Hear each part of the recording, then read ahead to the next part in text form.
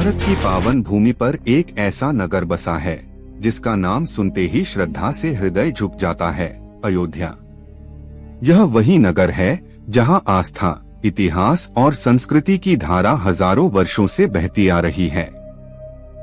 यहीं पर भगवान श्री राम का जन्म हुआ त्रेता युग में। आज हम जानेंगे कैसे राम जन्मभूमि की गाथा त्रेता से कलियुग तक पहुंची, कैसे आस्था, संघर्ष, राजनीति और अंतः न्याय सबने मिलकर इस कहानी को आकार दिया। और वीडियो के अंत में मैं आपको बताऊंगा 7 ऐसे अनोखे तथ्य जिन्हें हर सनातन धर्म के अनुयायी को जानना चाहिए। तो दोस्तों, स्वागत है आपके अपने चैनल द योगेंद्र वे में। अगर आपने अभी तक चैनल सब्सक्राइब नहीं किया है तो कर लीजिए, क्योंकि अगले कुछ ही पलों में आप सुनने जा रहे हैं वो गाथा जो इतिहास, आस्था और रहस्य तीनों का अद्भुत संगम है। आइए शुरू करते हैं राम मंदिर की यह अद्भुत यात्रा। वाल्मीकि रामायण बताती है अयोध्या कोसला राज्य की राजधानी थी। इस नगर की स्थापना स्वयं मनु ने की थी।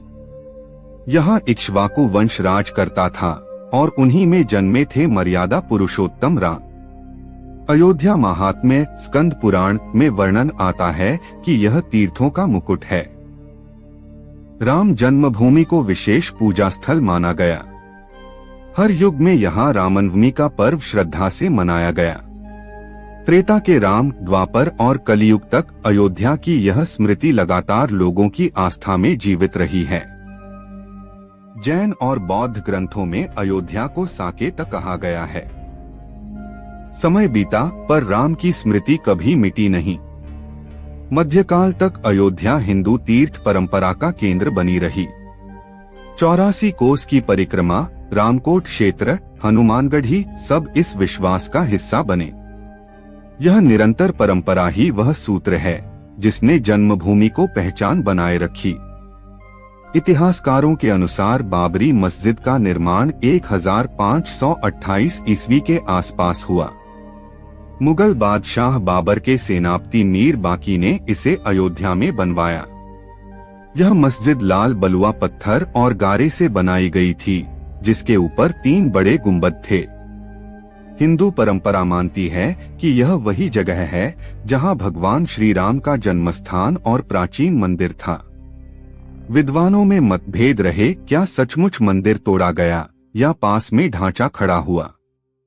लेकिन एक सच्चाई रही, हिंदू श्रद्धालु राम जन्मभूमि स्थल पर पूजा करते रहे और मुस्लिम समुदाय इसे अपनी मस्जिद मानता रहा। यहीं से विवाद की लंबी कहानी शुरू होती है। अंग्रेजों के दौर में भी मंदिर मस्जिद विवाद दर्ज हुआ। राम चबूतरे पर पूजा होती रही और फिर आया दिसंबर 1949 की रात। कहा जाता है कि उसी रात गर्भगृह में रामलला की मूर्तियां प्रकट हुई। सुबह अयोध्या में खबर फैली, रामलला प्रकट हुए हैं। प्रशासन ने मस्जिद को सील कर दिया, लेकिन पूजा पाठ बाहरी आंगन में चलता रहा। यहीं से यह मामला अदालत तक पहुंच गया। 1986 में जिला अदालत ने ताले खोलने का आदेश दिया। रामलला के दर्शन खुले। इसके बाद आंदोलन तेज हुआ। 1990 में अयोध्या में कारसेवकों का जमावड़ा हुआ और अंततः 6 दिसंबर 1992 को बाबरी ढांचा गिरा दिया गया। यह घटना पूरे देश को हिला गई।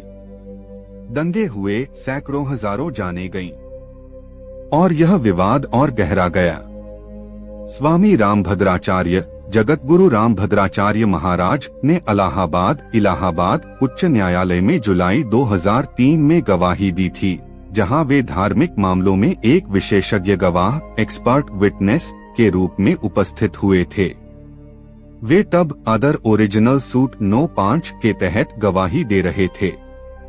इस गवाही को उनकी 100 प्रशस्ति, एफिडेविट और उठापट्टी क्रॉस एग्जामिनेशन में शामिल किया गया था और बाद में उच्च न्यायालय के अंतिम निर्णय में इसका उल्लेख किया गया। 2003 में इलाहाबाद हाई कोर्ट के आदेश पर एएसआई ने खुदाई कराई। नतीजे में मिले स्तंभाधार मंदिर जैसी संरचना के अवशेष, जिन्हें वैज्ञानिकों ने पूर्वस्थित हिंदू मंदिर जैसा बताया।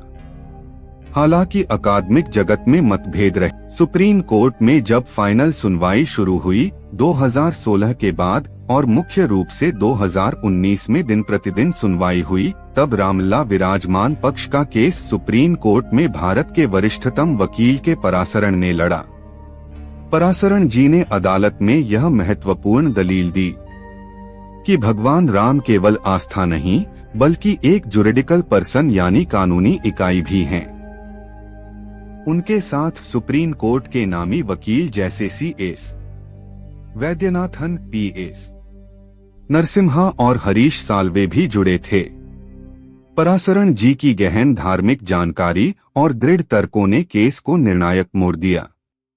9 नवंबर 2019 भारत के न्यायिक इतिहास का ऐतिहासिक दिन। सर्वोच्च न्यायालय ने सर्वसम्मति से निर्णय दिया। पूरा विवादित भूभाग राम जन्मभूमि न्यास को मंदिर निर्माण के लिए सौंपा जाए। साथ ही मुस्लिम पक्ष को 5 एकड़ वैकल्पिक भूमि दी जाए। न्यायालय ने कहा, हिंदू पक्ष की पूजा परंपरा निरंतर रही है। ASI के साक्ष्य भी मंदिर नुमा संरचना का संकेत देते हैं और 1992 की घटना को कानून का उल्लंघन घोषित किया। फरवरी 2020 में श्री राम जन्मभूमि तीर्थ क्षेत्र ट्रस्ट बना। विशाल मंदिर का निर्माण शुरू हुआ। 16-22 जनवरी 2024 तक विधिवत अनुष्ठान हुए और 22 जनवरी 2024 को प्रधानमंत्री और संत महात्माओं की उपस्थिति में भगवान रामलला की भव्य प्राण प्रतिष्ठा हुई।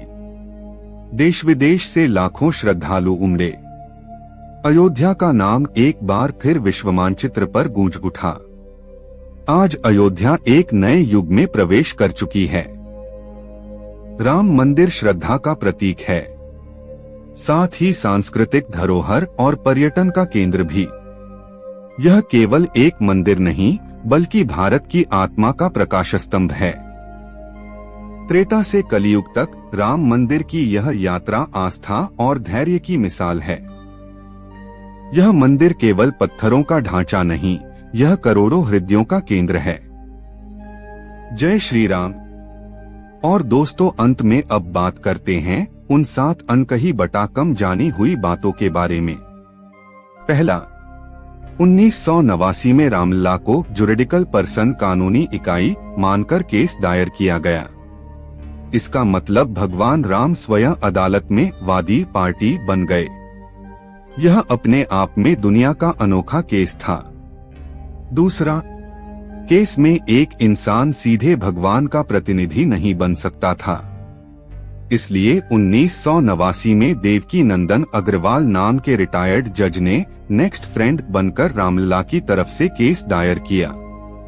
बाद में कई और नेक्स्ट फ्रेंड बदले, लेकिन यही कदम असली गेम चेंजर था। तीसरा, 2003 में पुरातत्व सर्वेक्षण विभाग ASI ने खुदाई की और पाया कि बाबरी ढांचे के नीचे विशाल मंदिर के अवशेष हैं। इसमें खंभे, नक्काशी और मूर्तियों के टुकड़े मिले। कोर्ट में ये रिपोर्ट रामलला पक्ष के लिए निर्णायक सबूत बनी। चौथा, 2003 में स्वामी जी जगतगुरु रामभद्राचार्य महाराज ने इलाहाबाद हाई कोर्ट में गवाही दी और संस्कृत ग्रंथों से श्लोक पढ़कर यह सिद्ध किया कि यही श्री राम की जन्मभूमि है। उनकी गवाही का जिक्र अंतिम फैसले में भी हुआ। पांचवा, 2019 की सुनवाई में रामलला पक्ष के वकील के पराशरण की उम्र 92 साल थी। वे रोज घंटों खड़े होकर कोर्ट में दलील देते थे। यहाँ तक कि जजों ने भी उनकी दृढ़ता और श्रद्धा की तारीफ की। छठा, 2010 में हाई कोर्ट ने जमीन को 3 हिस्सों में बांट दिया था, रामलला, निर्मोही अखाड़ा और सुन्नी वक्फ बोर्ड। लेकिन बाद में सुप्रीम कोर्ट ने कहा कि पूरा स्थल रामलला का है। सातवां, सुप्रीम कोर्ट ने यह भी कहा कि मुस्लिम पक्ष को अयोध्या में ही दूसरी जगह 5 एकड़ जमीन दी जाए ताकि संतुलन बना रहे। जय जय सिया राम।